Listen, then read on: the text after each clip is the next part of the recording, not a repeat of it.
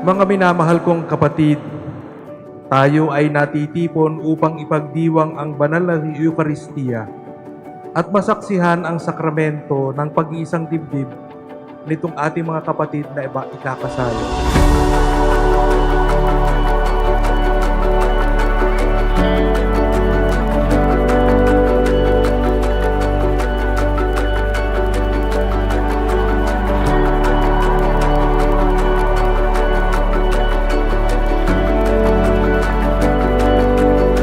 Napakaganda po ng ating mga pagbasa dahil sinasabi po dito, paano nga ba ang magmahal?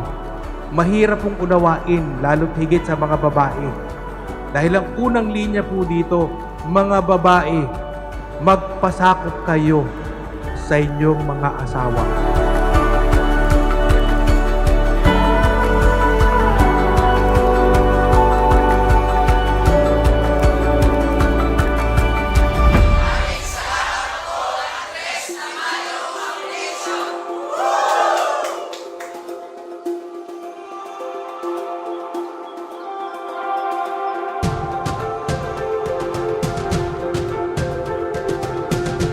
Maraming salamat po sa DDT Foundation sa araw na ito na ginaganap yung kasal namin.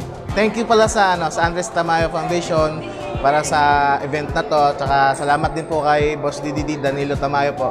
Maraming salamat po sa lahat.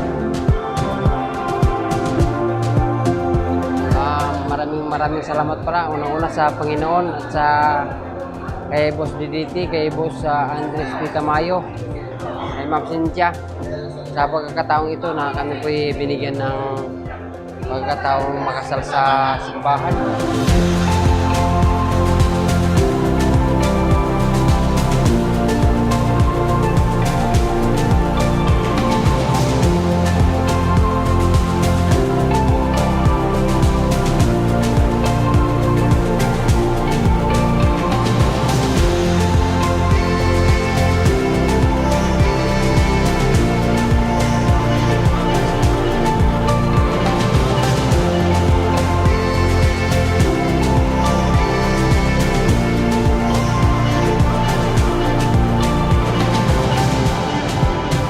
Kami pong mag-asawa ay nagpapasalamat. Andres Tamayo. Maraming salamat po at kami nakasal na mag-asawa. Malaking karangalan po sa amin. Dahil namin malaking utang na loob po sa DDT Foundation.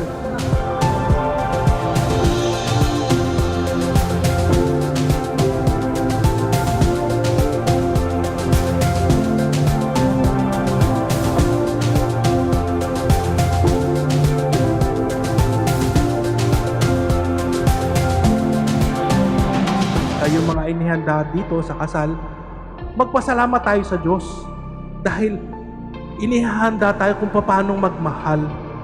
At ang halimbawa natin ay yung pagmamahal ni Kristo sa simbahan. Nawawala tayo, handa tayo mamatay para sa ating iniirog.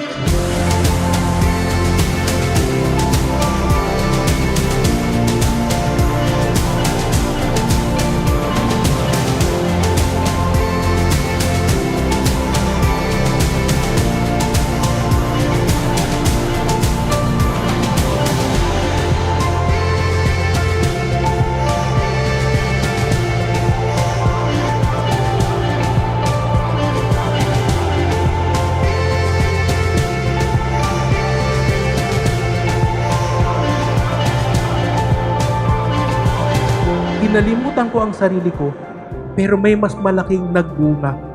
Isang pamilyang nagmamahal, tunay na nagmamahal sa Diyos at sa bawat isa.